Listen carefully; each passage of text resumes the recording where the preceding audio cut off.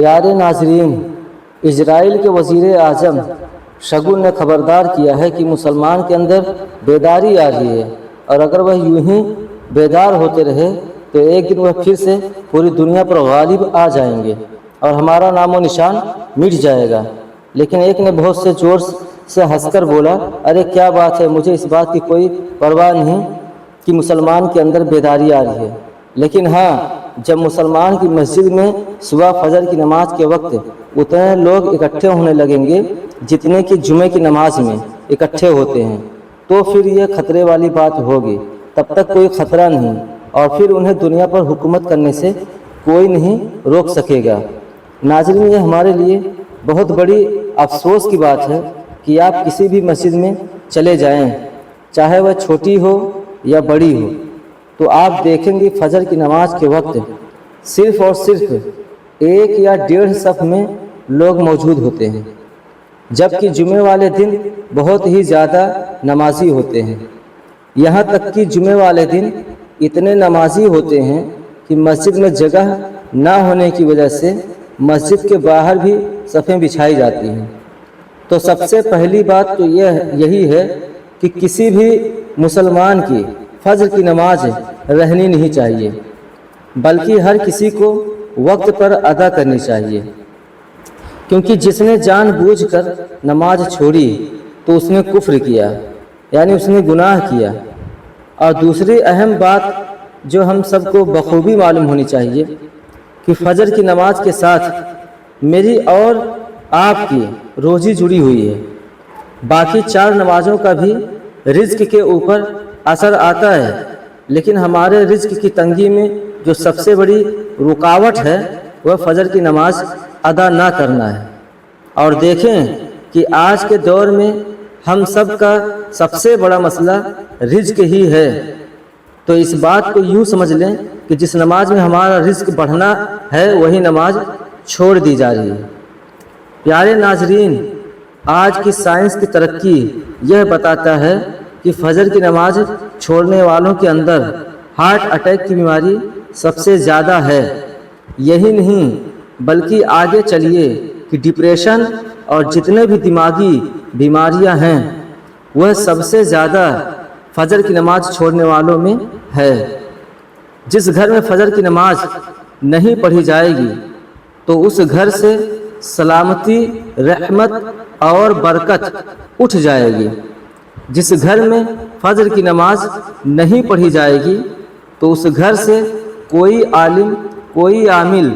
जादू के असरात को ख़त्म नहीं कर सकता। फजर की नमाज छोड़ने के इस कदर नुकसान हैं, लेकिन याद रखिए कि 2 नमाज़ों का छोड़ना सबसे ज़्यादा ख़तरनाक है। उनमें से एक फजर और दूसरी इशा की नमाज है। तो जान लीजिए कि जिन घरों में यह 2 नमाजें नहीं पढ़ी जाती उन घरों में जादू टोना होने के चांस बहुत ज़्यादा बढ़ जाते हैं, क्योंकि आम तौर से जादू वहाँ पर चलता है जहाँ अल्लाह का जिक्र नहीं किया जाता। तो जब इंसान सुबह सवेरे उठने के बाद नमाज की अदायगी करता है और फिर थोड़ी देर बैठकर कुरान की तिलावत करता है,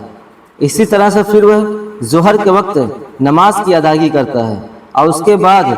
असर, फिर मगरिब और इशा की नमाज पढ़ता है, तो ऐसे इंसान पर और ऐसे घरों पर जादू के असरात होने के खतरा बहुत कम हो जाता है। तो जहाँ जादू और टोना वगैरह नहीं चल सकता तो वहाँ पर फिर दिन रात अल्लाह ताला की रहमतें और बरकतें नाजिल होती हैं।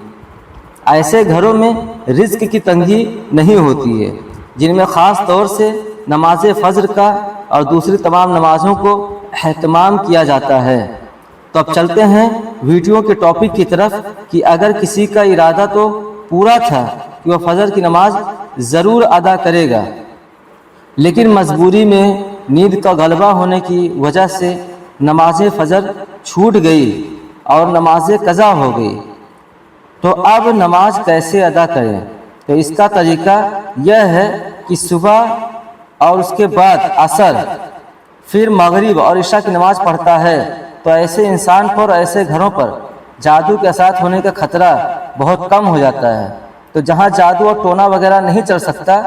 تو وہاں پر پھر دن رات اللہ تعالیٰ کی رحمتیں اور برکتیں نازل ہوتی ہیں۔ ایسے گھروں میں رزق کی تنگی نہیں ہوتی ہے، جن میں خاص طور سے نماز فجر کا اور دوسری تمام نمازوں کو اہتمام کیا جاتا ہے۔ تو اب چلتے ہیں ویڈیو کی ٹاپک کی طرف کہ اگر کسی کا ارادہ تو پورا تھا کہ وہ فجر کی نماز ضرور ادا کرے گا، لیکن مجبوری میں نیند کا غلبہ ہونے کی وجہ سے نماز فجر چھوٹ گئی اور نماز قضا ہوگی، تو آپ نماز کیسے ادا کریں؟ تو اس کا طریقہ یہ ہے کہ صبح جب بھی آپ اٹھیں تو سب سے پہلے فرصت میں نماز فجر ادا کریں اور اس کے بعد نہائیں دھوئیں اور دفتر کی تیاری کریں، یا جو بھی کام کرنا ہو وہ بعد میں کریں،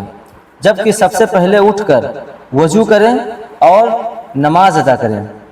مان لو آپ صبح 8 بجے اٹھے یا 9 بجے یا 10-11 بجے اٹھتے ہیں، تو آپ نے سب سے پہلے وضو کر کے فجر کی 2 سنتیں اور پھر 2 رکعت فرض ادا کریں،